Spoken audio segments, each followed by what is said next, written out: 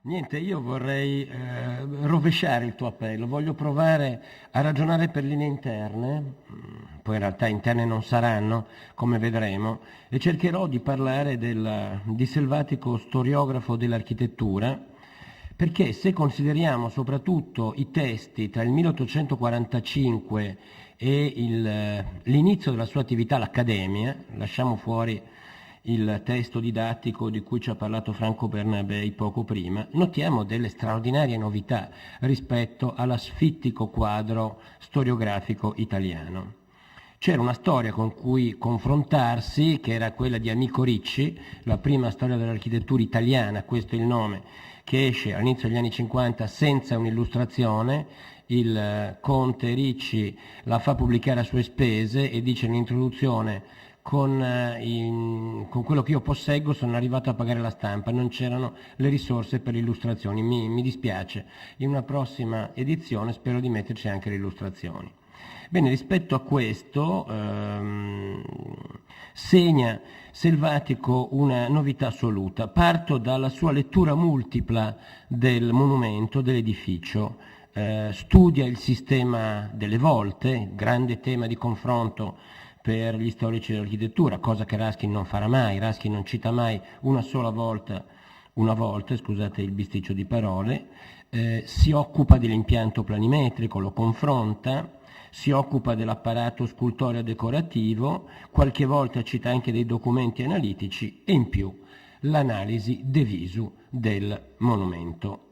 Credo che nessun autore italiano fino a quel momento ci abbia proposto, come farà lui nel libro sull'architettura e sulla scultura a Venezia, questo tipo di lettura multipla. E grazie a questa lettura una serie di categorie stilistiche di tipo statico si muovono, vengono rimodellate, vengono mutate. Ma se dovessi individuare alcuni elementi di novità, ne individuerei tre essenzialmente. Il primo fa capo ad un percorso che possiamo chiamare di tipo induttivo, appunto attraverso una lettura molteplice. Selvatico parte dall'analisi del documento per definire delle categorie storico-stilistiche dove inserire il monumento, ma che sono categorie storico-stilistiche mobili, che cambiano, che assumono i connotati delle caratteristiche locali. Tant'è vero che soprattutto nel libro sull'architettura e sulla scultura a Venezia, ma non soltanto lì, troviamo delle categorie diverse dal solito: italo-bizantino, arabo, italico, archiacuto, e tra l'altro tra un volume e l'altro queste categorie mutano, perché sono categorie a servizio, secondo me, dell'analisi induttiva del monumento, non è qualcosa che discende dall'alto. E lo stesso vale per il confronto tra i tipi. C'era un testo molto importante di storia dell'architettura, che era il testo di Serrou d'Agincourt, un vero e proprio monumento alla storia dell'architettura, che aveva soprattutto confrontato tipi diversi, anzi si era incaponito sull'idea della continuità di alcuni tipi, il tipo basilicale, il tipo a pianta centrale, e a questa idea aveva sacrificato, secondo me, una serie di sottigliezze di carattere analitico. Il secondo elemento che mi pare importante che vada, ma è già stato sottolineato molte volte oggi, è l'inclusione della cosiddetta architettura scolpita, come dice bene nel titolo sull'architettura e la scultura a Venezia. Lui direbbe che anche la pittura andrebbe inserita laddove è possibile, ma nel caso di Venezia non ci sono rimasti segni plausibili. Questo intreccio tra architettura e scultura gli consente di affinare l'analisi puntuale sui singoli manufatti e di comprendere anche un nuovo territorio, o almeno nuovo per l'Italia, il territorio delle arti applicate, l'analisi e il ruolo soprattutto che le maestranze svolgono all'interno del monumento, del manufatto stesso.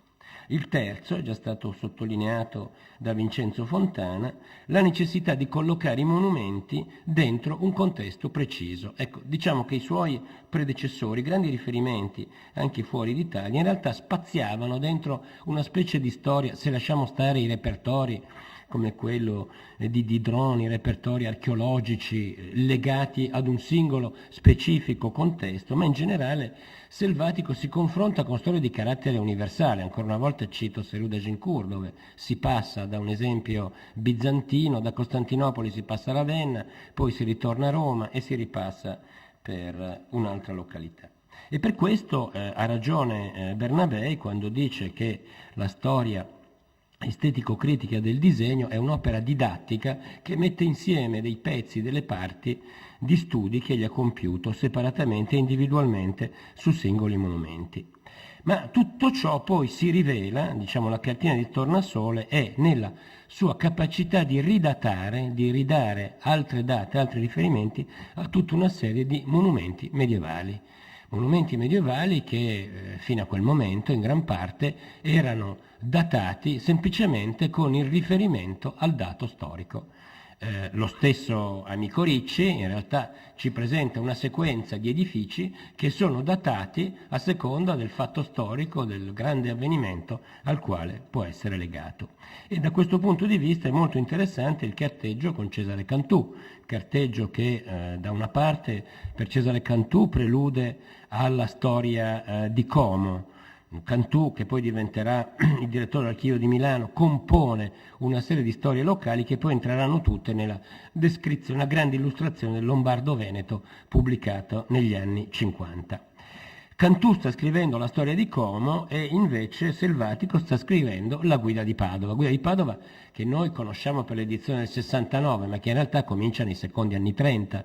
Il lavoro di Selvatico può essere veramente considerato come il primo lavoro sistematico sull'architettura.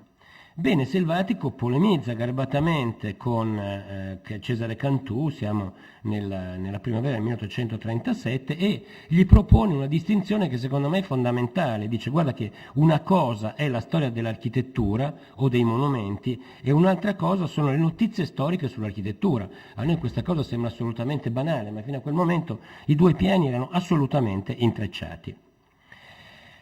Quando parla di notizie storiche sull'architettura allude esattamente a ciò che Cesare Cantù, da storico erudito, sta costruendo all'interno delle sue descrizioni universali. E qua comincio con le immagini, la Guida di Padova che ha ancora un carattere paratattico, non conseguenziale, la Guida di Venezia che vedremo sarà in realtà secondo me una sorta di sussidio alla storia sull'architettura e la scultura a Venezia. No, come cacchio, dov'è che si va avanti? Sono stato qua tutta la mattina, ma... le frecce, giusto, no. Sì, hai ragione, ma sei un po' imbarcato. Ecco, Cesare Cantù e la sua grande illustrazione del Lombardo-Veneto, questa sintesi dove si parla moltissimo di monumenti, ci sono anche moltissime riproduzioni, qualche volta c'è anche qualche pianta, molto poche, e dove tutta la datazione è datata e legata ai grandi avvenimenti, incoronazioni di vescovi per datare le chiese episcopali, incoronazioni di sovrani, battaglie e via dicendo. Diciamo che rispetto a queste due linee, quella che Selvatica auspicherebbe come una storia di monumenti basata sull'osservazione diretta per vie interne, se vuoi, e invece una storia legata ai grandi avvenimenti, vincerà la seconda, vincerà questa, soprattutto diciamo nelle grandi opere, nel versante che confina anche con la divulgazione e con quello che dall'esterno si conosce dell'architettura. E queste sono pagine della storia di Milano che poi viene inglobata nella grande illustrazione del Lombardo-Veneto di Cesare Cantù, dove ci sono molti disegni di architettura, molte tavole, ma in realtà non c'è descrizione dell'architettura.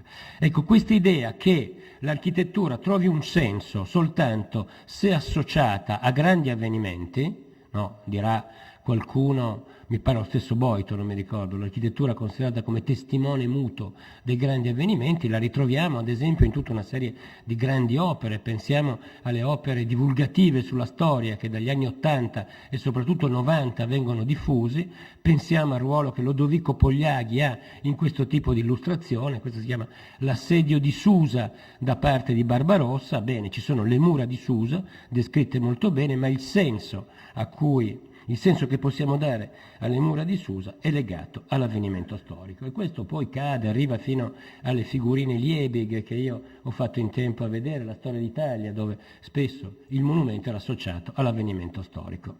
Ma veniamo a Boito e a Selvatico e al suo legame con Boito. Qui li vediamo tutti e due, anche se Boito è ritratto in tarda età, perché da questo punto di vista Boito porta a compimento, cioè in un'analisi più diretta, anche perché, diciamo, spinto dal sistema di conservazione del patrimonio storico-architettonico, a compiere delle indagini puntuali su alcuni monumenti. Credo che uno dei casi più clamorosi sia quello di Sant'Abbondio, dove il metodo selvatico, secondo me, emerge in tutta la sua chiarezza. Siamo nel 1866-67, fino a quel momento Sant'Abbondio, che era stata la chiesa vescovile di Como, veniva attribuita da Cantù, ma Cantù non era stato il primo, al 450 più o meno anno dell'incoronazione del vescovo. Il vescovo viene incoronato, Sant'Abbondio è la chiesa vescovile, ergo la chiesa è del V secolo d.C. Boito ha occasione invece di compiere un'operazione di scavo e dice, attraverso un triplice modo di affrontare il problema, attraverso il confronto planimetrico, attraverso lo scavo archeologico coadiuvato dai documenti e attraverso la visione diretta, che lui chiama archeologia circospetta, arriva, secondo me, ad una svolta fondamentale. Dice: sotto c'è una piccola chiesa del V secolo, che corrisponde al momento dell'incoronazione, ma la chiesa che è stata costruita sopra, la chiesa che noi vediamo, per ragioni costruttive, per ragioni planimetriche, per il tipo di volta, non può che essere una chiesa della fine dell'XI secolo. E alla fine di questo percorso trova un documento che gli fa da suggello a questo procedimento. Il documento che lo avvalla è la visita del Papa, niente meno che del Papa, nel 1089 per inaugurare la nuova chiesa. Dice: il Papa non si sarebbe mosso da Roma se non si fosse trovato davanti ad una chiesa completamente rinnovata, anzi a qualcosa di profondamente diverso. Ma quello che fa Boito in modo puntuale e intelligente, in realtà, come ho detto, segue esattamente la stessa traccia che aveva indicato Selvatico, soprattutto, ripeto, nel volume sull'architettura e sulla scultura a Venezia. Questa polemica con gli storici eruditi la troveremo molte volte quando si occupa delle rocche di Ezzelino. Anche lì cambia, modifica una serie di miti sulle rocche di Ezzelino, le ridata, e sempre in una lettera a Cantù dice: ho frugato e rifrugato per tutti i buchi, dice a proposito di una rocca di Ezzelino, ma non ho trovato niente che possa avvallare alcune tradizionali attribuzioni cronologiche.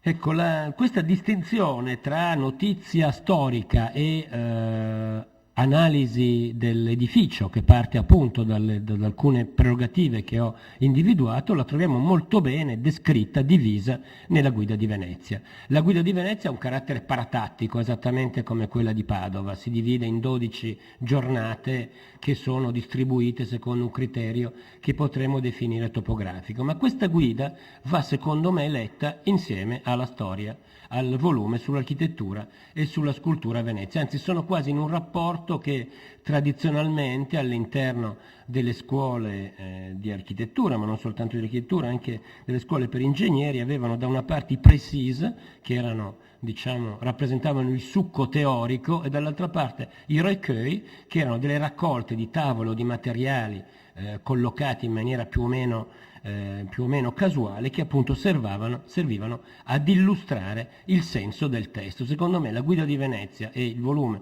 sull'architettura e la scultura vanno lette in questo rapporto molto stretto. Da una parte le note storiche, che sono collocate nella parte destra, dall'altra la descrizione dell'oggetto, descrizione puntuale che avviene appunto secondo i criteri che io ho detto. Ma un aspetto che vorrei anche sottolineare, che mi pare molto importante, è questa visione in progress, questa visione in movimento della nozione di stile, ammesso che si possa parlare di stile. Ripeto, non è una categoria statica dentro cui inserire il singolo manufatto, ma è qualcosa che cambia e che cambia a secondo dell'analisi che io compio sul singolo manufatto.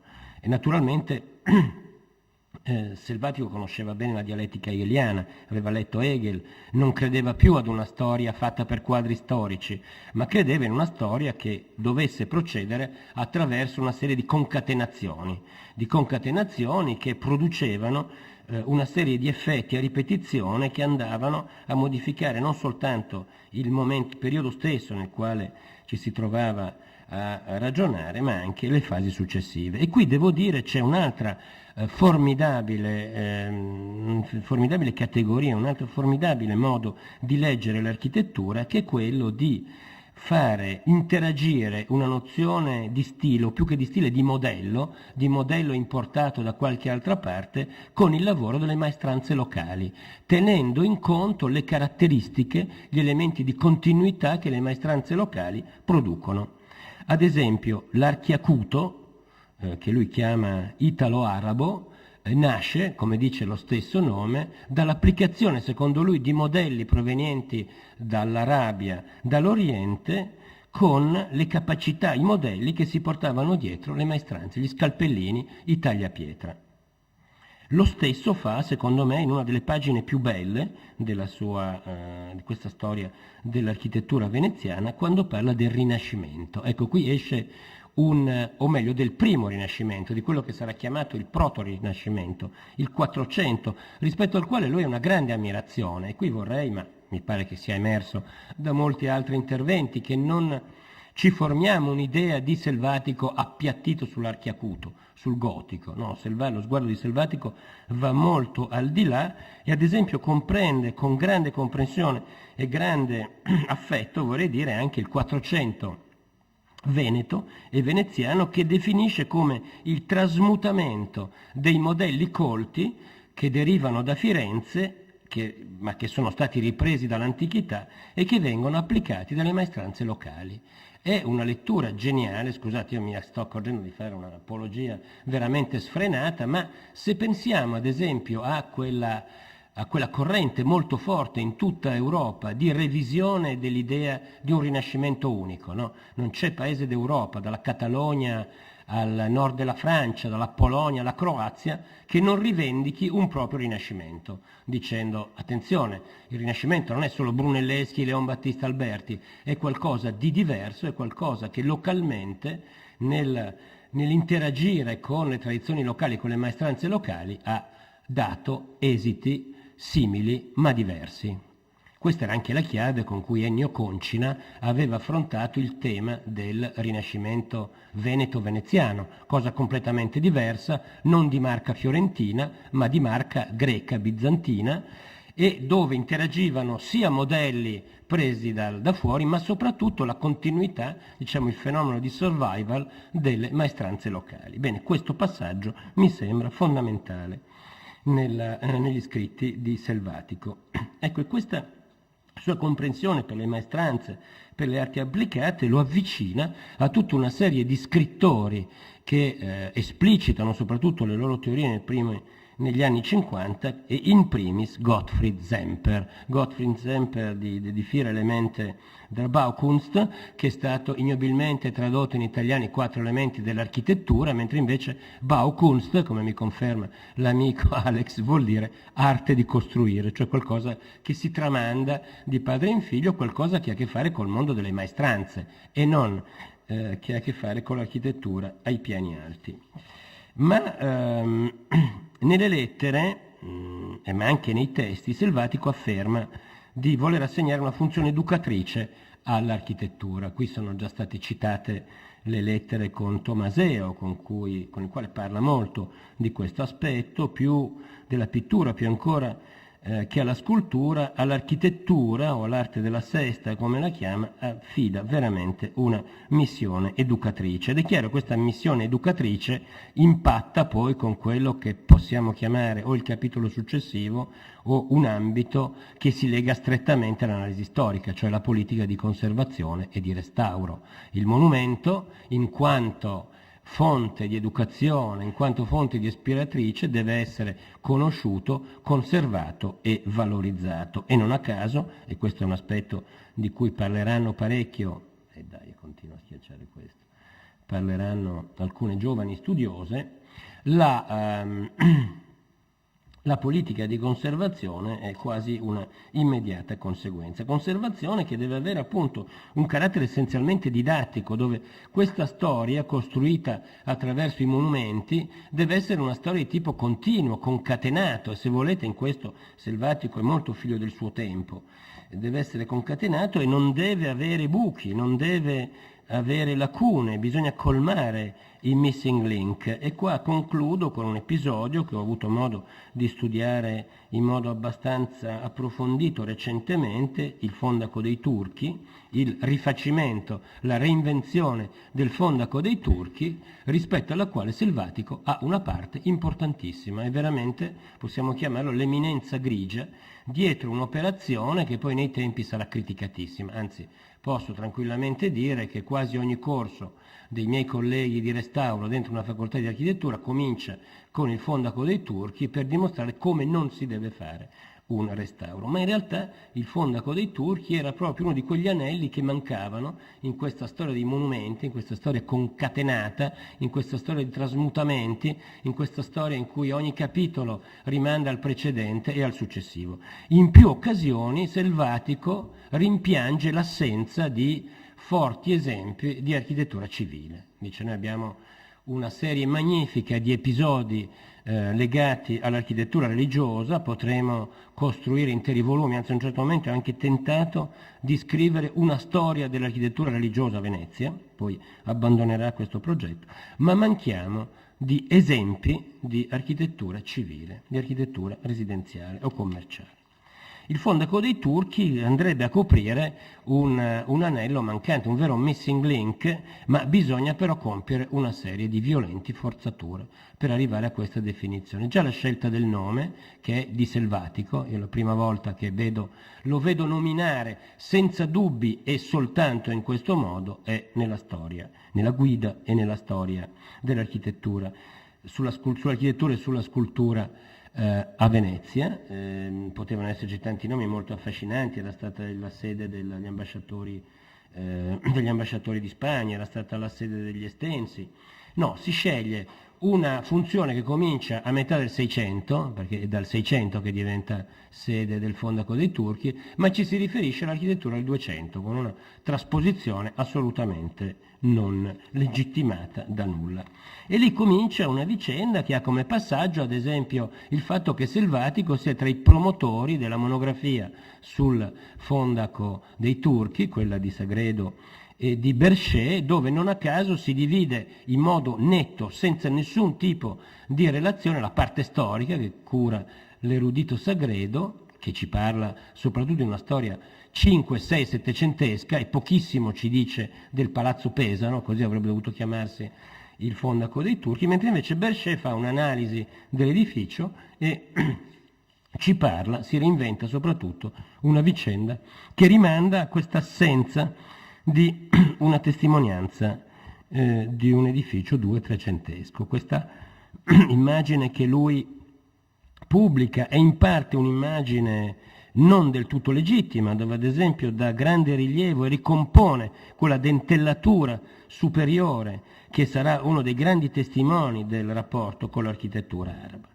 Fa realizzare, avvalla l'idea delle due torri, assolutamente motivate da nulla, se non da un riferimento nella mappa del De Barbari nel 1500, è l'unico appoggio, e avvallerà, capitolo poco noto, anche l'idea che per ospitare la sede del Museo di Venezia, del Museo Civico di Venezia, di questo stiamo parlando, non di un edificio marginale, oggi il Fondaco dei Turchi è relegato in una funzione marginale, spero che non ci sia la direttrice del museo a sentirmi, ma di fatto è sempre uno spazio in cerca di funzione, oggi è sede del Museo di storia naturale, ma per ospitare un museo degno di questo nome, Selvatico avvalla l'idea che il Fondaco dei Turchi potesse raddoppiare addirittura lungo il Canal Grande e sostituirsi al Palazzo Correr che ha dato origine a tutta la vicenda del museo civico. Questo che vedete è un rendering che è stato fatto in collaborazione con l'Università di Padova all'interno di un progetto che si chiama Visualizing Venice.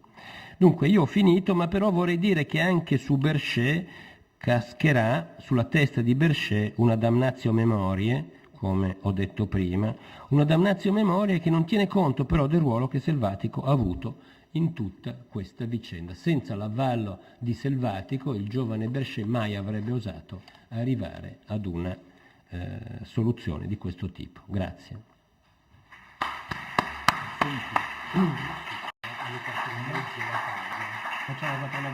Quindi parla Antonella Ballardini. Sì, tanto anche in questo caso è difficile esprimere dei confronti a caldo, ma vorrei solo precisare come Selvatico regge una lettura per linee esterne, ma anche una lettura dall'interno. Nel caso dell'architettura molto bene. Non so se si riesce, il problema del Beatangelico che viaggia rispetto alla cronologia e che sposta di più quello richiamato prima. Certo, sull'architettura emerge un aspetto veramente significativo. Mi sembra che della relazione di Guido Zucconi si possa anche apprezzare in questo l'intreccio che ha saputo cogliere con un aspetto della letteratura artistica che, nonostante tutto, non è mai valorizzato fino in fondo, almeno nell'Ottocento, che sono quello rappresentato dalle guide. Invece la riflessione sulla funzione delle guide, un libro ad impianto topografico come quel libro straordinario, credo si possa dire, ormai ci si può allargare sull'apologetico andando avanti, ma il libro del 47 sull'architettura e scultura a Venezia, che anche quello è appunto una guida estetica, è emerso dal tuo discorso un intreccio fra questo tipo di letteratura, una conoscenza dei materiali che veramente appare del massimo interesse. Posso permettermi di aggiungere una piccolissima cosa? Sì. A margine sulle guide, l'ho tolto prima.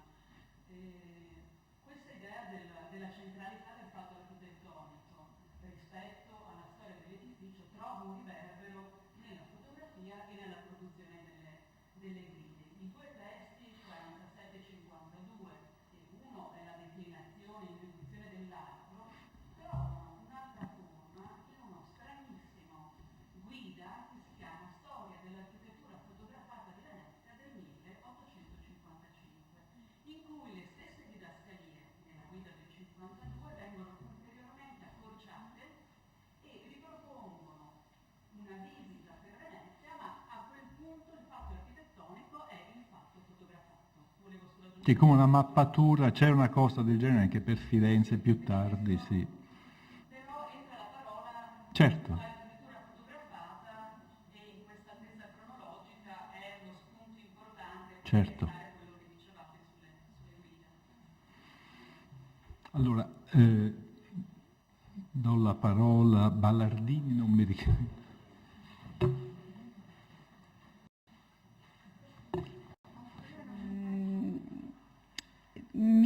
Mi trovo molto, sono contenta che il professor Zucconi mi abbia anticipato, perché il mio discorso come storica dell'arte quindi tocca delle corde che sono lievemente spostate rispetto a un discorso storiografico più complesso e ampio che ho sentito questa mattina.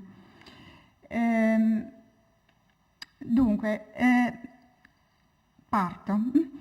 È in un clima di sospetto che il 13 settembre 1847 si apre a Venezia il 9° congresso degli scienziati italiani. Alla vigilia della prima guerra di indipendenza, i dotti, giunti da ogni parte della penisola e da tutta Europa, si videro circondati da innumerevoli spie e da un nugolo di impiegati militari del governo asburgico infiltrati negli assise di quei giorni. Se il precipitare degli eventi impedì che del congresso fossero pubblicati gli atti, l'occasione che vede convergere nella città lagunare ben 1475 studiosi, nei mesi precedenti aveva dato impulso a pubblicazioni che vennero presentate, discusse e in alcuni casi distribuite ai presenti. In particolare, all'atto di iscrizione per iniziativa del Consiglio Comunale, gli scienziati si videro consegnare una copia di Venezia e le sue lagune, lussuosa strenna per i tipi di Antonelli, corredata di belle litografie, di 2 carte topografiche e a parte di una veduta panoramica di Venezia entro tubo di cartone. Per quello stesso appuntamento, ma con una veste tipografica meno sontuosa e un formato più maneggevole, l'editore Ripamonti Carpano diede alle stampe quello che in molti riconoscono il contributo più felice dedicato da Pietro Selvatico alla città lagunare. Sull'architettura e sulla scultura in Venezia dal Medioevo ai nostri giorni, studi per servire di guida estetica. Il titolo rispecchia fedelmente l'opera Una storia dell'architettura e della scultura di Venezia, che l'indice del volume converte in un'agile mappa di luoghi, cose, nomi e date. Non è dunque inverosimile che nel settembre del 47 gli scienziati del nono congresso esplorassero campi e calli con il libro di Selvatico sotto braccio e occasionalmente anche in compagnia dello studioso padovano. Dal diario del congresso apprendiamo infatti che su proposta dell'indomito segretario delle assise di Geografia e Archeologia, Cesare Cantù, si compirono escursioni archeologiche in città e nelle isole, cortesemente dirette da un quartetto di tutto rispetto, Lazzari, Selvatico, Zanotto e Pividor. Non sappiamo chi fosse toccato di illustrare San Marco, se a Pietro Selvatico o a Francesco Zanotto, autore per Venezia e le sue lagune delle pagine dedicate alla Marciana. È certo però con quali argomenti lo studioso padovano avrebbe intrattenuto i colleghi davanti allo straordinario monumento. Sebbene nello scritto del 47 l'incipit che introduce San Marco non eguagli la meravigliosa felicità delle prime righe dedicate alla basilica nelle fabbriche e i monumenti più cospicui di Venezia, è certo che Leopoldo Cicognara accompagna, a volte con richiami espliciti, a volte sotto traccia, il pensiero di Selvatico sul monumento. Il testo del Ferrarese con il quale Selvatico dialoga non sono però le fabbriche, ma la storia della scultura. Opera in 7 volumi, un Atlante di tavole, della quale Selvatico possedeva la seconda edizione, edita a Prato a partire dal 23, e anch'io sono debitrice di un ringraziamento a Tiziana Serena che mi ha messo a disposizione il catalogo dei libri d'arte della Biblioteca Selvatico, che ha in corso di pubblicazione. L'ammirazione per la storia della scultura del Cicognara aveva già lasciato una vistosa traccia nelle osservazioni del padovano sulla cappellina Scrovegni, dove, dissociandosi dalle critiche acerbe e pedanti mosse a quell'opera, lo studioso affermava con giudizio inappellabile che essa sarebbe rimasta sempre uno dei più importanti libri d'arte che possegga l'Italia. Mi pare del resto che il volume del 47 abbia contribuito in modo determinante a trasmettere l'utilità di una ricerca congiunta sull'organismo architettonico e la sua scultura, che a monte informa la storia del Cicognara e a valle ritroviamo messa a frutto, secondo la cultura e intelligenza che gli furono proprie, dal giovanissimo Raffaele Cattaneo. Nel vivo di una complessa ritessitura della periodizzazione dell'architettura medievale in laguna, Selvatico colloca la descrizione di San Marco nel capitolo dedicato all'architettura e scultura bizantina in Venezia, bizantina.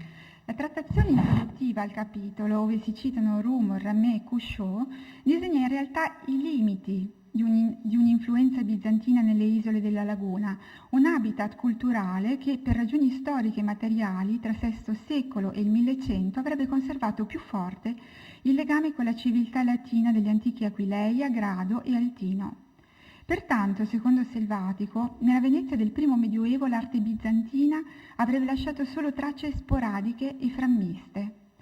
Se più bizantini gli altri sono il San Giacomo di Rialto o la Santa Fosca di Torcello, la difficoltà di discernimento tra bizantino e ciò che non lo è diviene massima nel caso di San Marco. Per usare le parole di Selvatico, un accozzamento disorganico e vario di stili e di maniere, di dimensioni, di materie e di forme che parla peraltro forte al pensiero. Selvatico si muove rapido attraverso la storia della basilica, sposa la tesi del Cicognara secondo la quale anche nei secoli bui l'arte durò se non fiorente, almeno vive in Italia, e con il ferrarese si dice persuaso che nel cantiere di San Marco furono all'opera architetti latini, non costantinopolitani. La planimetria della chiesa gli conferma questo assunto e qui per la prima volta Selvatico intona il refrain che torna costante negli studi seguenti, e cioè che la pianta cruciforme di San Marco è altra cosa da quella di Santa Sofia di Costantinopoli, poiché reca indelebile l'impronta basilicale schiettamente latina. Si tratta di uno scarto interpretativo che polverizza il confronto tra i due monumenti, divenuto un classico almeno da quando le piante dei due mostri, Santa Sofia e San Marco, figurano accostate nella tavola del Dagincourt. Vale la pena soffermarsi sulla riflessione di Selvatico, foriera di un'originale filogenesi del San Marco proposta, lo vedremo, nel 1858, ma che nel 1947 sorprende per la capacità dello studioso a dedurre dalle planimetrie una spazialità che nel caso della Santa Sofia era ardua da immaginare per chi non ne avesse fatto esperienza. Va detto che Selvatico conosceva, oltre a Daniel Ramé, anche Thomas Hope, ed erano presenti entrambi nella sua biblioteca.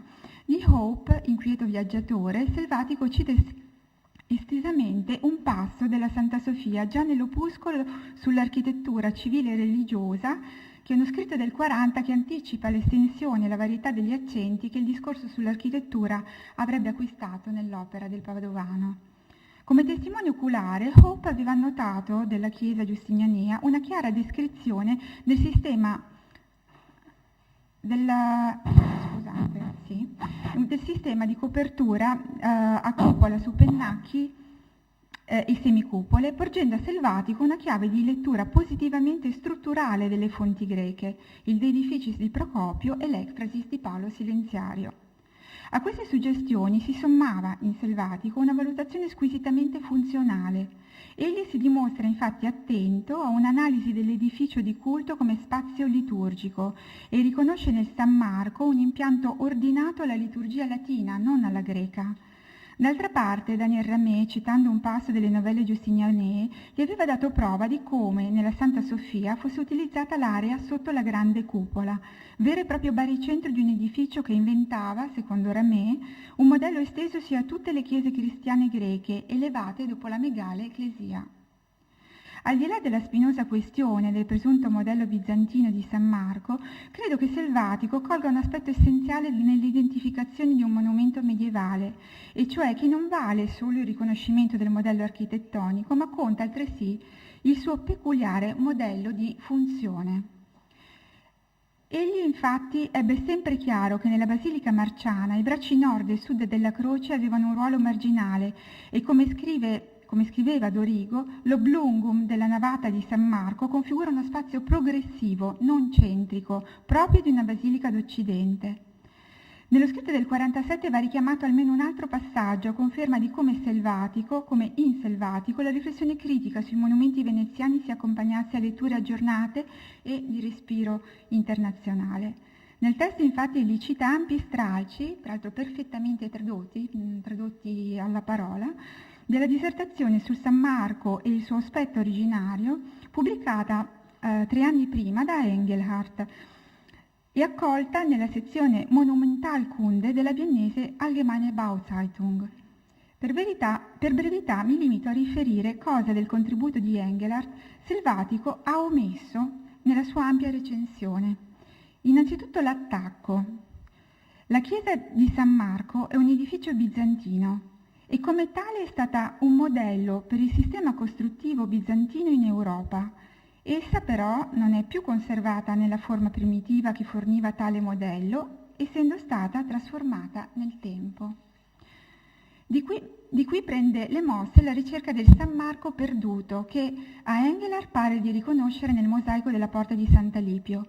Lo studioso dà prova di avere verificato la sua intuizione su peculiari dettagli costruttivi all'esterno e all'interno della basilica, addirittura accertando di persona la forma delle armature lignee delle cupole stradossate, quindi si era veramente intrufolato ovunque.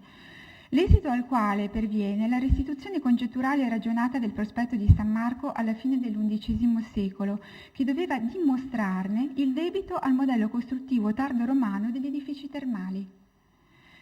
Non si trascuri che la tesi dello studioso tedesco, stabilendo una relazione diretta ma in progresso tra i sistemi costruttivi tardo-romani e quelli bizantini, si assestava su posizioni avanzate rispetto a quelle espresse da Rumor, il quale riteneva impropria la definizione di un byzantinische Bauart, appunto perché debitore della tradizione antica, cosa che è del tutto giusta, riconosce Engelhardt, il quale ribadisce tuttavia come quella tipologia costruttiva avesse acquistato evidenza, prosperità e diffusione proprio a partire dall'età bizantina. Quindi ne individuava una peculiarità, no, identitaria.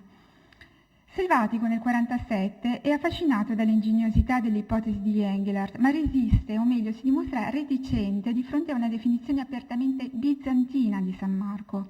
A quella data inoltre il suo moralismo gli impedisce di accettare che per una chiesa cristiana si fosse adottato l'impianto di un edificio pubblico dove gli antichi romani si abbandonavano in promiscuità alle cure del corpo, ma questo è il punto più debole.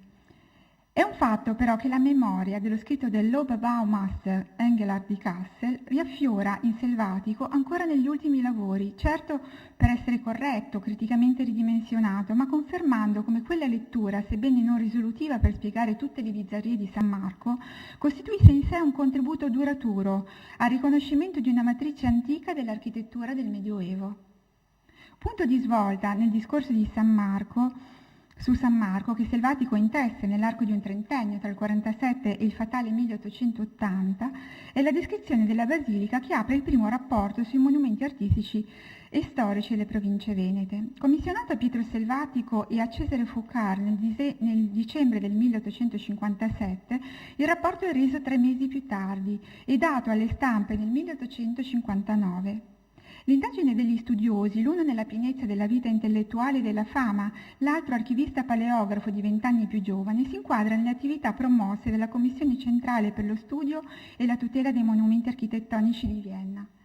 Zentralkommission, che come osserva Auf der Heide, a Venezia si trovò ad operare in seno a una compagine sociale poco collaborativa, e avendo come naturale interlocutore sul piano della tutela l'Accademia delle Belle Arti, istituzione alla quale, a diverso titolo, erano legati sia Selvatico sia Foucart. Il rapporto su San Marco e altri monumenti della laguna e della terraferma rispondeva innanzitutto alla necessità di segnalare riparazioni radicali, non più dilazionabili, e doveva persuadere Vienna del valore artistico e storico dei monumenti per i quali si sollecitava l'intervento. Allo scopo, Selvatico e Foucart mettono a punto uno studio originale nel metodo e negli esiti, apprezzabili altresì per la chiarezza espositiva.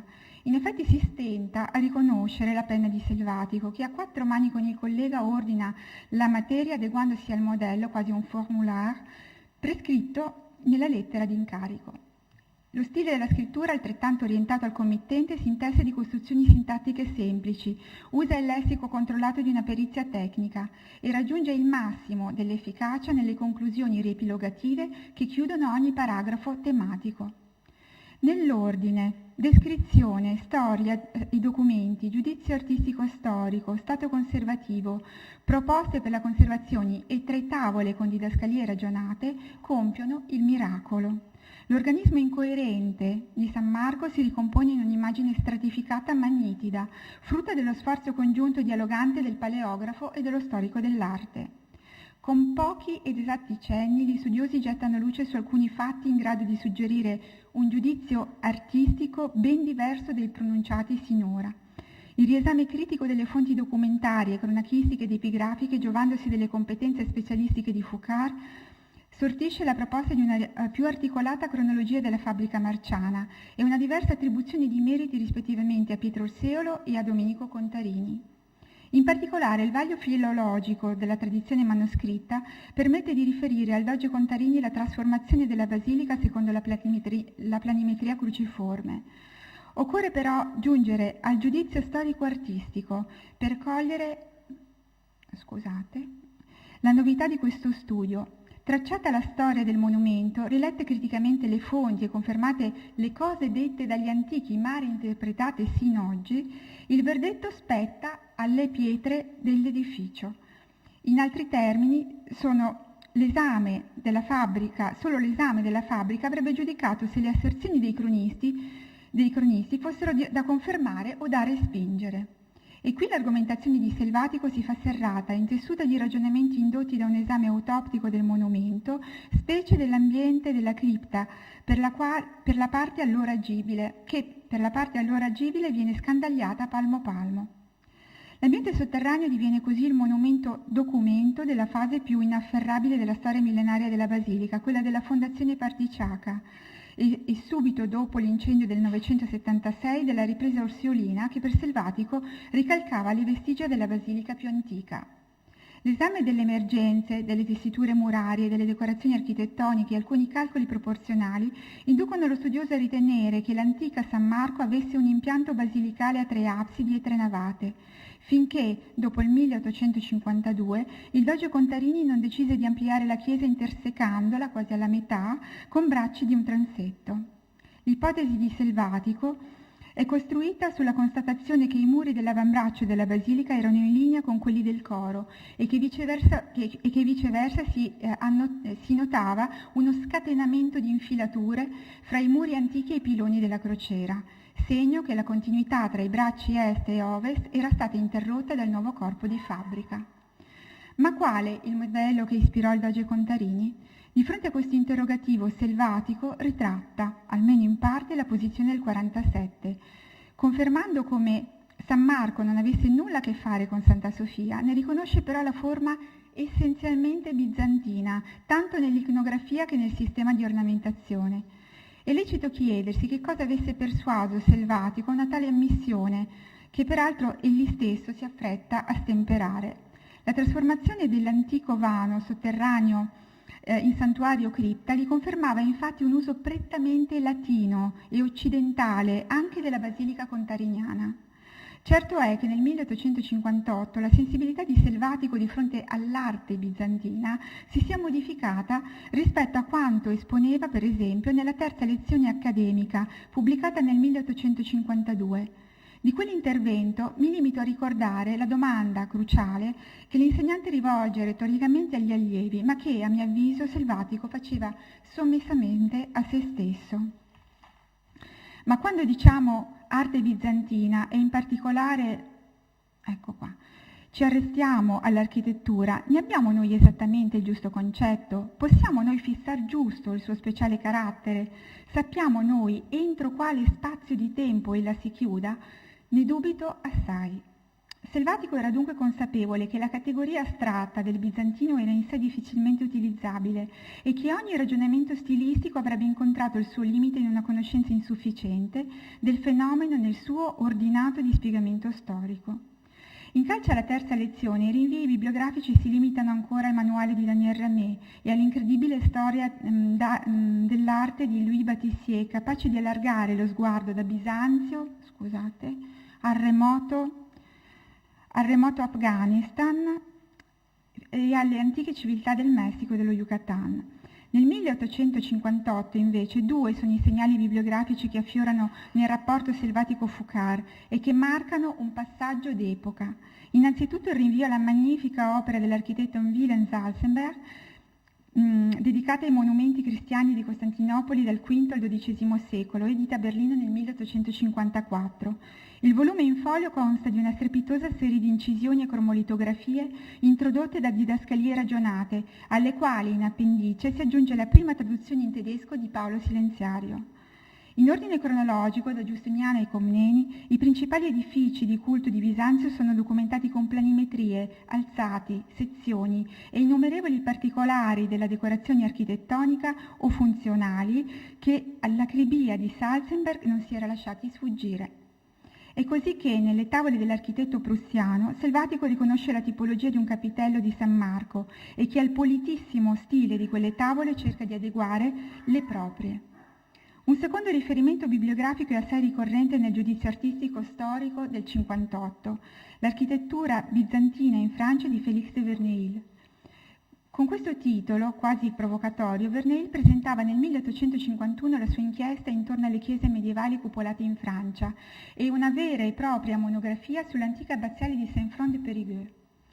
Se per Verneuil non tutti gli edifici cupolati potevano definirsi bizantini, quelli che egli riunisce nel suo volume lo erano, in virtù del fatto che in essi la cupola, come nelle chiese di Bisanzio e delle regioni nelle quali aveva dominato la civilizzazione bizantina, non è un elemento architettonico aggiunto, ma funziona come un principio generatore di un intero sistema costruttivo.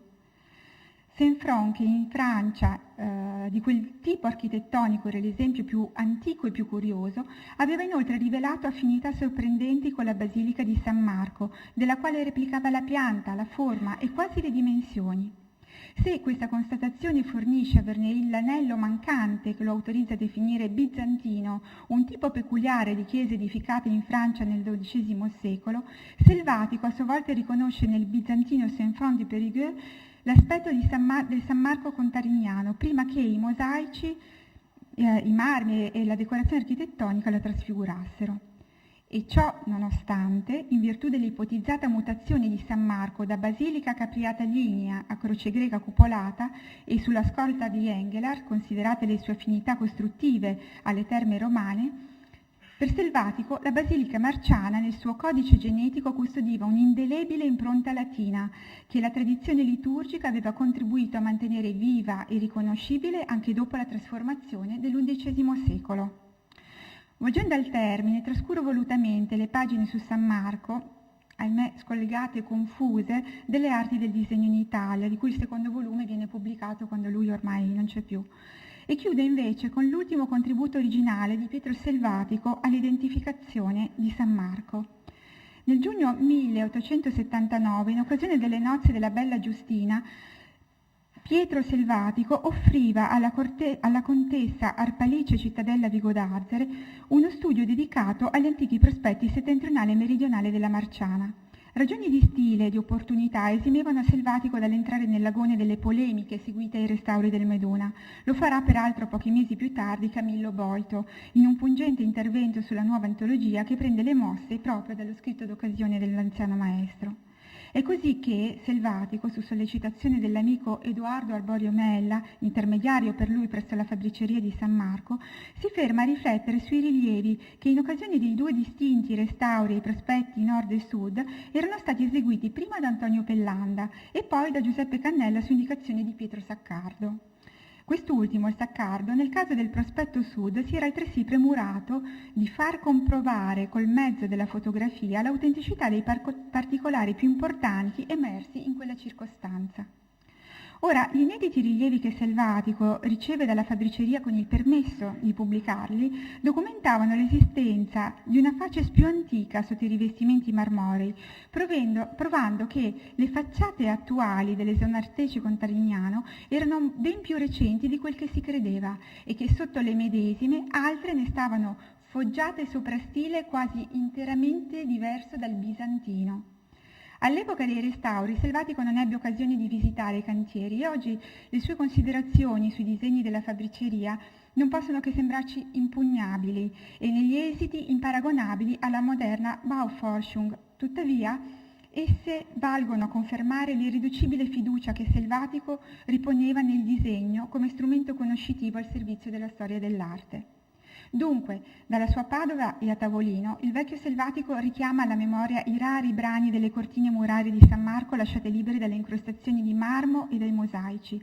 Gli sovviene il paramento esterno dell'abside e nei rilievi dei prospetti nord e sud ritroviamo dell'abside e nei rilievi dei prospetti nord e sud ritrova una costruttura laterizia disposta organicamente secondo un dato sistema architettonico, a riprova che un giorno su entrambi i fianchi della basilica stesse un prospetto di regolare ordinanza. Infine, nelle grandi arcate cieche e sui piedriti del prospetto settentrionale, negli archetti pensili sorretti alternativamente da colonnine, riconosce, e questa sì che è davvero una novità, la maniera caratteristica di quel sistema in uso nell'Alta Italia dal Novecento al 1200, che fu a giusta ragione chiamato lombardo. Selvatico non ha avuto il tempo di spiegarci cosa esattamente intendesse in questo caso parlando di sistema lombardo e se, come sembra, avesse aggiornato il suo pensiero all'opera di Fernando d'Artain. È tuttavia inequivocabile che per l'ultima volta lo studioso padovano, di fronte al monumento che per decenni aveva sfidato il suo buonsenso architettonico e le sue vaste conoscenze, riconsegnasse la Basilica di San Marco alla tradizione costruttiva latina e occidentale.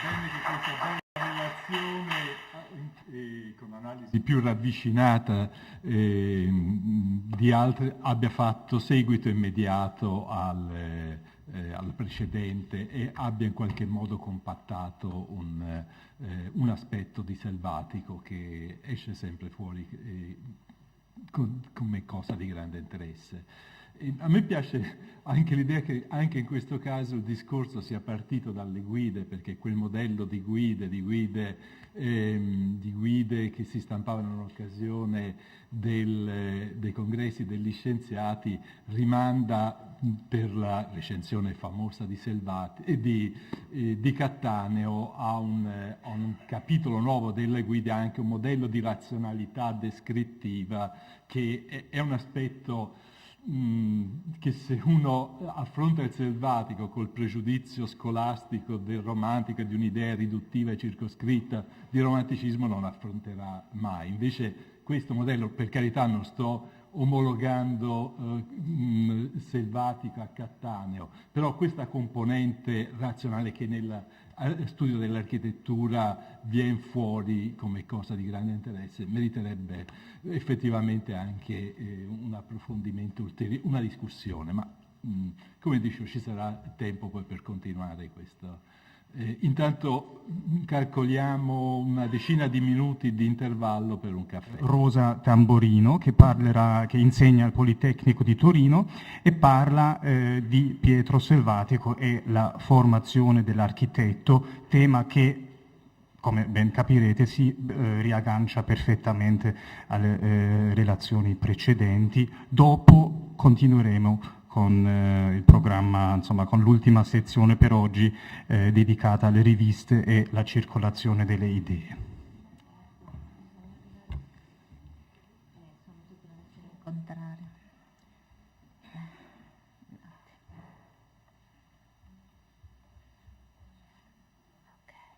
Ci siamo. In parecchie delle maggiori città nostre molto si edifica ma tutto d'un conio, sicché un poggiolo e due mensole e qualche colonna assestata secondo le invariabili regole del Vignola formano la sola architettura possibile. Questa riflessione che Pietro Selvatico, quale presidente e segretario dell'Accademia di Venezia, dedica nel 1855 all'insegnamento dell'architettura, lascia trasparire uno sguardo sul presente. Nel discorso inaugurale della scuola definisce infatti innanzitutto il significato di quella che chiama l'architettura vera e il suo modo di esprimerla. Il suo sguardo è ben lungi da generica desolazione su mancanza di inventiva e di innovazione nelle arti, anche se poi fa espresso riferimento a monotoni allineamenti di contrade e arida pulitezza esteriore. È invece molto attento a individuare ricadute concrete che gli stanno a cuore come italiano e come cittadino. A queste ricadute soprattutto mi sembra che dedichi la sua attenzione per riformare gli studi per la formazione dell'architetto. A guidarlo è una precoce sensibilità verso i processi di trasformazione che stanno interessando la produzione e la società, e contemporaneamente l'attenzione a una città in declino che vorrebbe far rinascere quella Venezia a cui già nel discorso inaugurale dell'anno 1851 aveva rivolto l'augurio che potesse tornare a essere un grande centro del commercio internazionale. In quel 1851 il suo intervento era stato dedicato alle riforme recentemente operate nell'insegnamento della Regia Accademia di Belle Arti, segnale dell'inizio del suo mandato che a partire dal 1850 comincia a delineare un percorso di studi alternativo all'insegnamento accademico ufficiale. In quel discorso aveva posto come principio, a base del nuovo metodo introdotto, di partire dal presente per conoscere il passato, incitando gli artisti a esercitarsi su scene di vita contemporanea, e a quello appunto aveva dedicato il suo primissimo discorso del 50. In un discorso ancora alla Regia Accademia Pontificia del 1943, spiegando con quali intendimenti si debba scrivere una storia delle arti del bello visibile, Selvatico aveva parlato della necessità di una storia che raccontasse il progredimento intellettuale, ossia come i bisogni e le idee variano con il progresso della civiltà.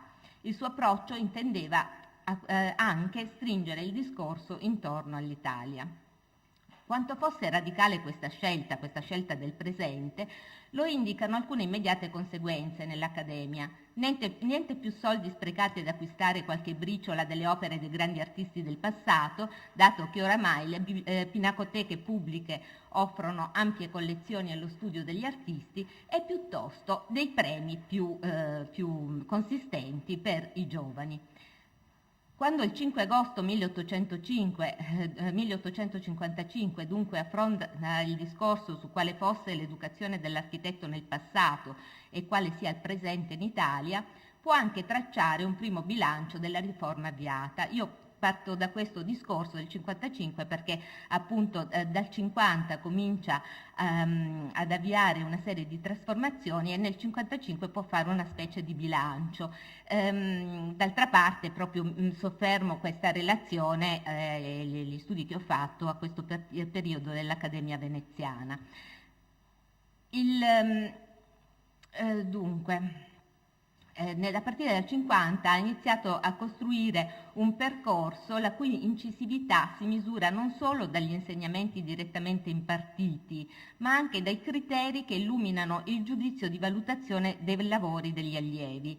Il cambiamento è infatti indirizzato da Selvatico soprattutto attraverso i concorsi dell'Accademia di Venezia, attraverso i temi dei concorsi, i giudizi della commissione e dunque attraverso i temi assegnati ai migliori allievi delle diverse classi. Questa è la lettura che vi propongo, cioè di rivedere un po' il tipo di metodo di cui parla a volte spesso negli scritti, ma di rivederlo dall'interno, in questo caso proprio dall'insegnamento dell'Accademia, e come tutto questo si trasferisce nelle modificazioni che via via negli anni successivi introduce. Dal 1850 istituisce anche un premio speciale Selvatico. Nel 1855, nel definire l'architettura vera, parte direttamente la sua accettazione, l'architettura vera, parte con il definire cosa non predisponga una buona architettura, ossia esercitarsi sui trattati. A questo proposito cita Viollet-le-Duc e la sua contemporanea battaglia in Francia per la riforma dell'insegnamento, e appunto un'architettura vera è un'architettura che invece deve portare l'impronta ad un costume e, cito, manifestare la destinazione speciale dell'edificio. Quindi due temi molto importanti poi che hanno un risvolto nella valutazione: portare l'impronta ad un costume, quindi essere legata a temi sociali, e manifestare la destinazione dell'edificio, quindi un'attenzione poi a come si manifestano i progetti, i prospetti dei progetti. Questi due elementi sembrano aver già cominciato a ispirare il criterio dei concorsi, ossia i soggetti e il corrispettivo tra funzione e forma nella composizione. Nel 1851 il tema assegnato per gli allievi di prima classe, ora non so se... di qua.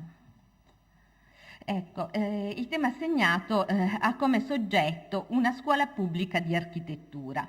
Il primo premio è attribuito a Lorenzo Pigazzi di Venezia, che lo ha guadagnato per lo stile lombardesco, mentre riceve una segnalazione per l'invenzione. Questo è appunto il progetto, il disegno che agli archivi di Venezia, dell'Accademia di Venezia, del progetto vincitore, e la segnalazione invece per l'invenzione viene attribuita a Camillo Boito, che fa la sua comparsa all'Accademia di Venezia con questa Accessit, che invece, come vedete, sceglie uno stile completamente diverso da quello che caratterizzerà poi le sue scelte successive. E vi ho anche ritagliato dei particolari, probabilmente uno dei primi esercizi di disegno di Boito. La linea di sezione credo che passi attraverso la sala più grande, c'è un atrio e lo sviluppo dell'aula con queste grandi vetrate e poi la biblioteca che sembrerebbe illuminata dall'alto. La cosa che non sembra corrispondere molto poco è la copertura che viene immaginata nel prospetto, che corrisponde poco alla sezione, alle linee di sezione. Vi mostro ancora dei dettagli dei disegni con le decorazioni e la sezione. Dunque, non vi illudete, non ci sono tutti i disegni, ce ne sono molto pochi e con nostra fortuna abbiamo trovato qualcosa. A Venezia sembra dedicato il soggetto del concorso dell'anno successivo, 1852, ancora una particolare.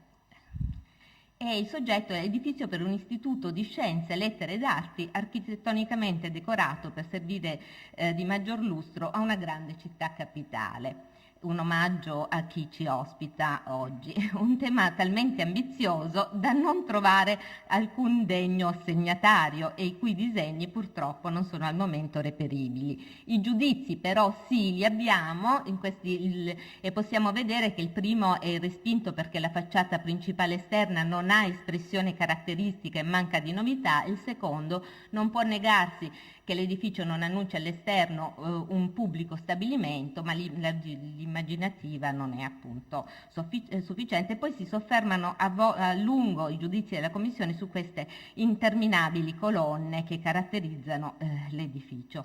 Dalla relazione descrittiva sappiamo come è organizzato su il piano terra più 2 piani, organizzato con una parte di biblioteca, la presenza di uffici, sale di lettura, ma anche un secondo piano con gallerie, pubbliche mostre di istruzione, sale per le macchine, collezioni e modelli e al centro una sala d'osservazione. Insomma, la convinzione che l'architettura vera debba manifestare la destinazione speciale dell'edificio sembra già guidare i principi ispiratori della commissione giudicatrice. Il tema che sembra invece ritrovare subito un premio ammissibile è quello del concorso di seconda classe, che è dedicato a un cimitero per il quale riceve un premio proprio Camillo Boito. In questo caso però non abbiamo ritrovato il disegno purtroppo e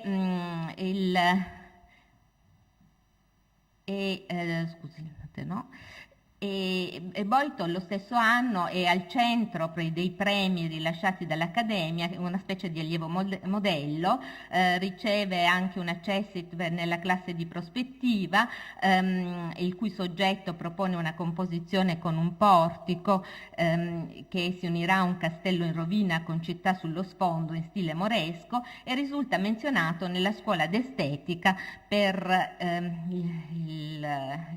gli allievi che si distinsero per esami finali di tutto l'anno scolastico, per le ripetizioni fra l'anno. Ecco, questo è uno dei tipi di premi che viene introdotto da Boito, comincia a essere introdotto, cioè questa idea di premiare la capacità degli allievi di produrre una certa quantità di materiali, di progetti e di studi. E certo è che Boito era anche il solo concorrente, ma come abbiamo visto la Commissione non si spaventa di mandare deserta l'assegnazione del premio eventualmente.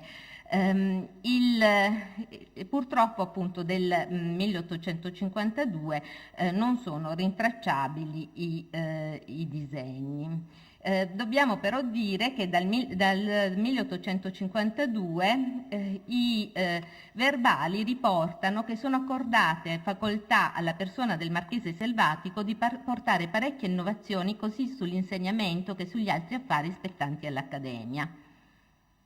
E quindi si cominciano queste riforme direttamente sul campo. Nel 1853 i disegni del 53 sono consultabili e l'anno che segna il passo ai grandi cambiamenti e il tema è anche già questo un segnale.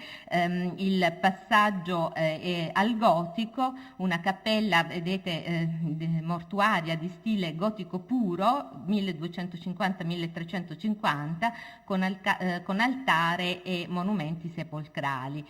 Questa volta la Commissione è entusiasta dei risultati, premia tutti, 4 progetti in corso, tutti premiati. In realtà la Commissione ne avrebbe premiati 3, ma poi successivamente interviene il Consiglio della scuola a premiare anche il 4. Ve li mostro velocemente, ma diciamo che la ragione principale per cui sono tutti premiati è che si tratta di un tema considerato difficilissimo, in uno stile difficilissimo da trattare, e tutti i concorrenti si sono dimostrati molto preparati, molto capaci.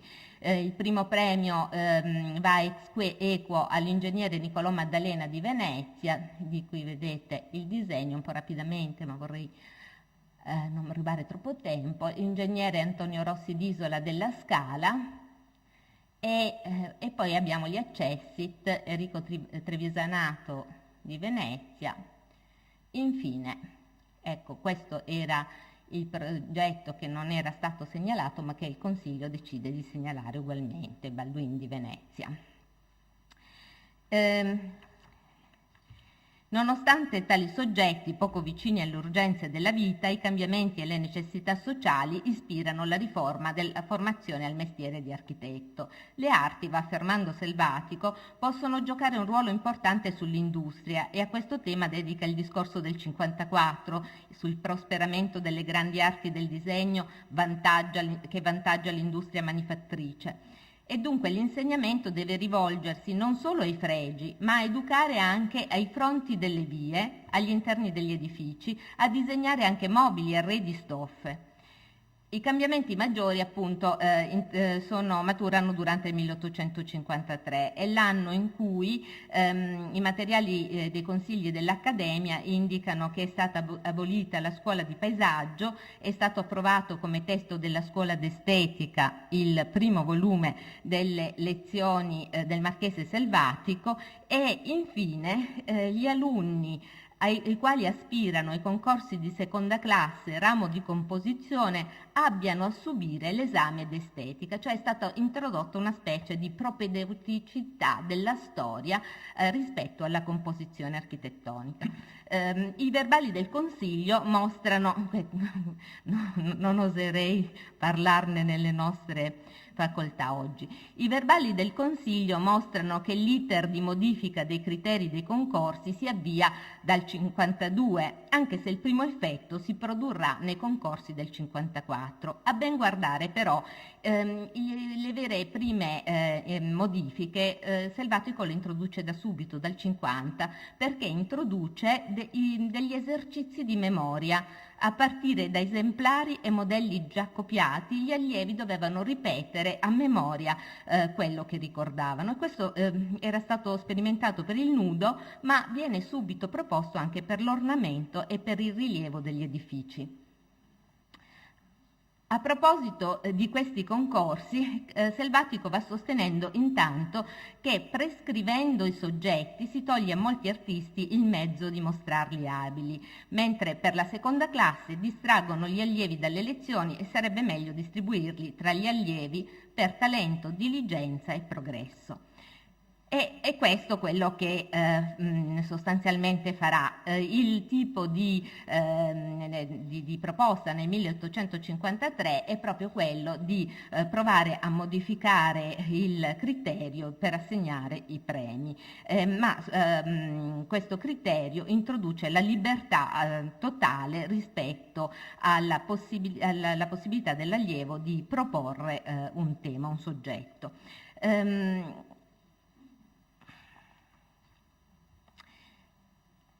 Scusate, ho perso il segno. Dunque, nel 1853 tuttavia non arriva in tempo la risposta da parte del ministro per la riforma dei concorsi, quindi Salvatico deve procedere con il bando e a questo scopo per decidere i soggetti stabilisce delle commissioni per ognuno dei rami dei concorsi, in maniera che i temi non si abbiano a ripetere, e quindi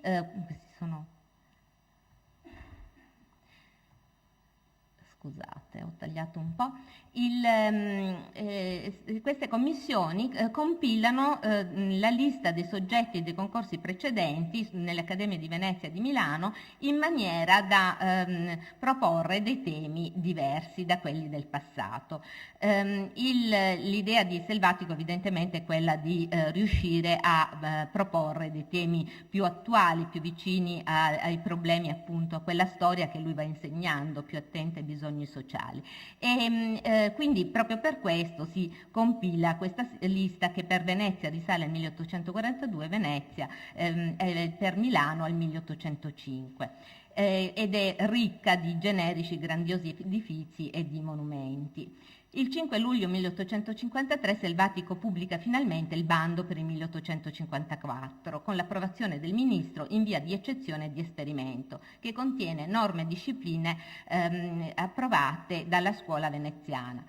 Al miglior progetto di architettura, ve lo riassumo, andranno 60 zecchini e praticamente il premio che vale subito dopo l'olio, che vale ben 100 zecchini, è prima della scultura, ma appare anche tra i progetti che vengono premiati una composizione storica di un disegno tra le materie a concorso. D'ora in avanti sono assolutamente vietate le copie, pena l'esclusione. Tutte le opere saranno esposte al pubblico, quelle premiate resteranno proprietà degli artisti. Quindi appunto una maggiore sponsorizzazione appunto degli artisti, dei giovani e delle loro possibilità di esercitare la pratica di quelle teorie che sta insegnando. Ma soprattutto la riforma prevede di lasciare a questi artisti libertà per il concorso di prima classe di trattare nei vari rami da premiarsi quel tema che meglio lor piace, senza alcuna limitazione di soggetto e di misura. I premi dei concorsi del 1854 dunque registrano questo gran cambiamento. Tuttavia, questi temi proposti dagli allievi non sembrano così innovativi. Un primo è un cimitero, l'epigrafe dice da sola, un altro ancora. Il palazzo per un sovrano è il secondo, il terzo si distingue, infatti ha il premio, ed è una chiesa di stile bizantino. Bisognerà aspettare il 1858 per avere dei temi davvero nuovi, come appunto quello di una borsa o un manicomio per 400 reclusi in un'isola veneziana, o il 1860 in cui appunto si parla di un istituto, di un museo di scienze o un'accademia di belle arti. La novità invece quell'anno, del 1854, è introdotto proprio dal tema assegnato agli allievi di seconda classe, quindi il tema il mercato coperto, e viene dettagliato anche un funzionamento tecnologico di macchine per alzare l'acqua, canali per introdurla, di cui viene richiesto lo studio ai concorrenti. Il premio viene vinto da Luigi Loro, di cui vedete il progetto, che come vedete viene premiato per lo stile lombardesco, anche se la fontana non piace piace un granché, viene ritenuta non tanto ben riuscita, ma come vedete da questo dettaglio per la prima volta vediamo l'introduzione di quei nuovi materiali di cui si va tanto parlando e che appunto finora non erano apparentemente comparsi. In più, forse nella parte generale, vedete c'è un dettaglio anche della struttura. La cosa un po' bizzarra è che però di materiali di questo particolare della struttura, nella menzione del premio non c'è, di questo non c'è traccia.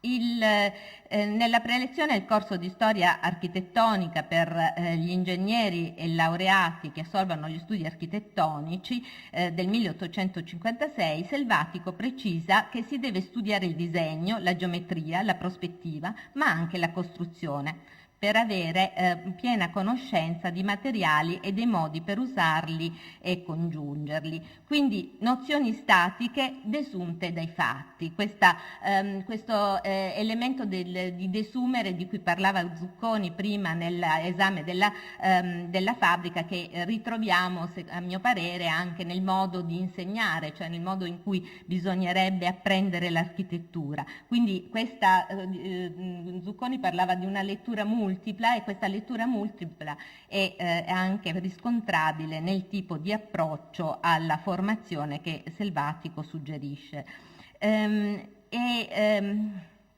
Gli studi di architettura sono smembrati, dice Selvatico, tra le università che si occupano della sfera scientifica ma disdegnano la pratica e le accademie che non insegnano né la scienza né la pratica. Ha osservato inoltre come i più si avvicinino all'architettura, all'accademia, provenendo da studi matematici nelle università.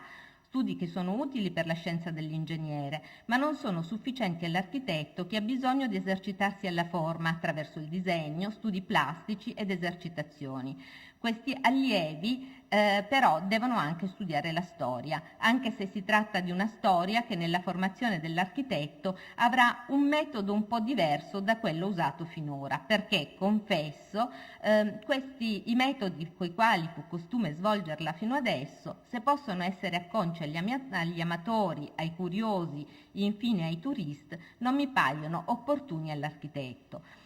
Proprio in virtù di questo tipo di idea di completare la preparazione degli ingegneri, appunto introduce questa propedeuticità dell'estetica agli altri studi. Dal 1855 sono modificati anche i premi di seconda classe.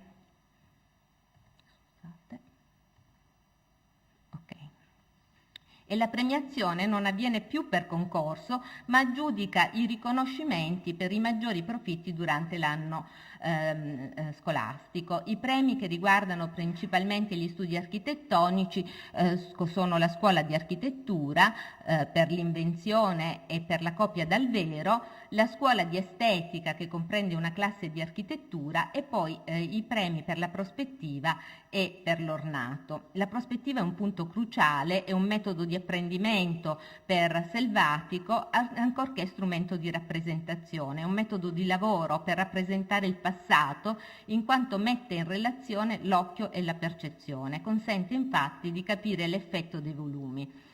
Si assegna inoltre finalmente nel 1955 il premio Selvatico, inevaso per tutti questi anni, era stato assegnato soltanto nel 1851, e il premio è assegnato a un progetto che propone un caffè in stile moresco. Purtroppo nessuno di questi disegni è stato ritrovato. Questi cambiamenti in un decennio si oppongono a un adagio accademico che Selvatico lamenta come nefasto e improduttivo nella lezione del 55 che ho menzionato, quale fosse l'educazione dell'architetto.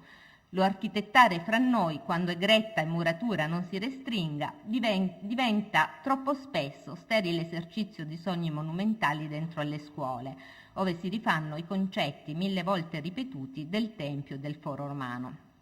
Quando un errore è così grave e disseminato per tutta la nazione, la cagione non può essere disgiunta dai sistemi dell'educazione attuale.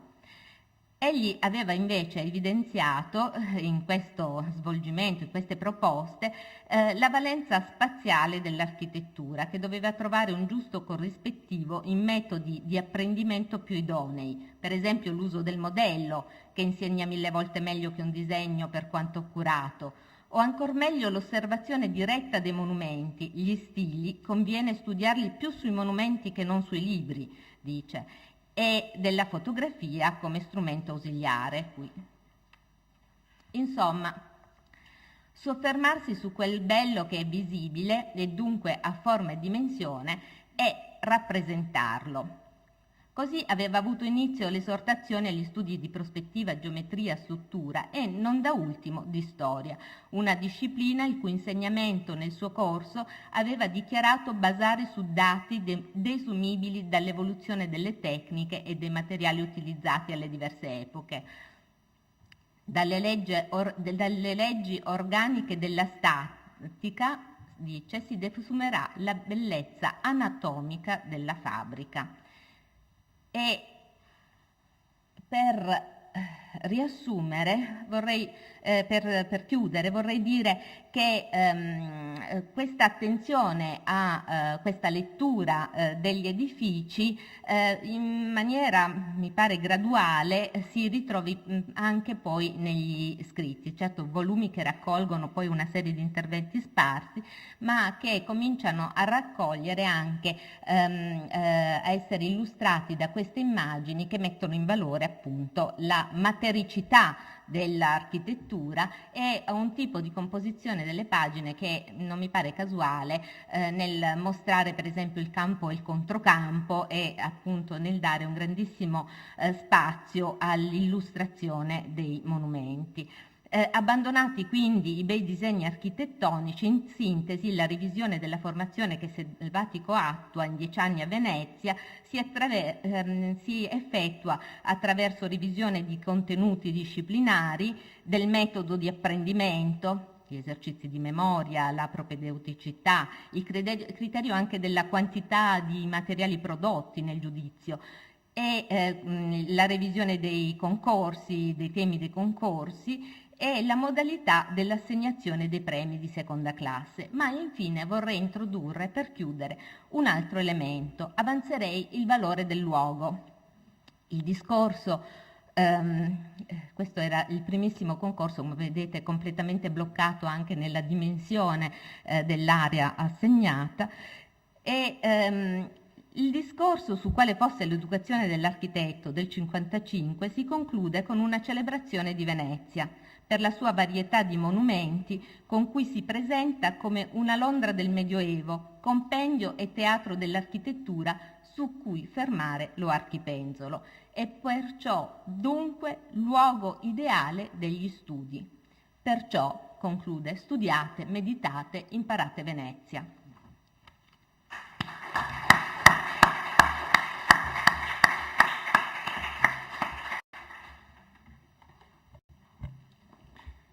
Grazie Rosa Tamborino, che ha effettivamente degnamente concluso il filone delle ultime relazioni che erano dedicate sia ai modelli, diciamo, quasi tassonomici, insomma, di come viene ordinata e vista l'architettura veneziana e raggruppata per stili più o meno flessibili, diciamo, nelle loro categorie, sia per quanto riguarda l'analisi proprio specifica di un singolo monumento nel caso della penultima relazione, appunto sugli studi di San Marco. Adesso invece sì, passiamo alla... Mi è venuto in mente una cosa, scusa, che una cosa che mi ha molto impressionato, forse è una cosa scontata, ma che nel modo in cui Selvatico pone i programmi, c'era lui teneva al fatto che il sito di costruzione entro il quale gli aspiranti architetti dovevano progettare il loro progetto, doveva essere irregolare e stretto, piccolo, per questo motivo anche Venezia, no? In modo, diciamo, e lui lo dice anche, io non vorrei delle architetture scenografiche che esistono solo sulla carta, ma vorrei che, insomma, gli allievi imparino in qualche modo anche appunto ad adeguarsi a un contesto urbano che è cresciuto, insomma, e questa cosa mi sembra che ci sia già anche negli appelli. Se penso a Ciconiara, che sull'antologia discute il Caffè Pedrocchi, apprezza molto il fatto che ci sia questo povero caffettiere che finanzia questo progetto e che in più l'architetto agisce in uno spazio appunto strano, ristretto. Passiamo alla